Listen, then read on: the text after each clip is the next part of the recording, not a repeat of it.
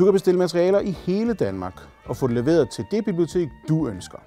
Det betyder, at du har et væsentligt større udvalg med mulighed for en hurtigere levering. Den hurtige levering skyldes, at flere biblioteker kan have den samme bog, og bibliotekets hjemmeside sørger således for, at så snart et af bibliotekerne i Danmark har den ønskede bog, sendes den til det bibliotek, du har opgivet som favoritbibliotek. Når du trykker på Huskeliste, kan du se, hvilke søgeresultater du gennem din informationssøgning har valgt at gemme til senere. Trykker du på Bestil bog, kommer anden del af bestillingsinterfacet frem, og du kan nu begynde at udfylde detaljer om persondata. Felter markeret med en rød stjerne skal udfyldes, før man kan fortsætte til selve bestillingsdelene.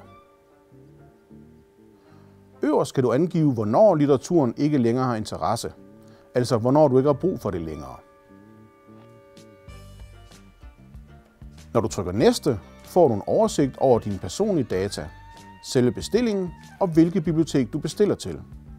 Er du ikke indmeldt på det valgte bibliotek, skal du gøre dette via det enkelte biblioteks hjemmeside.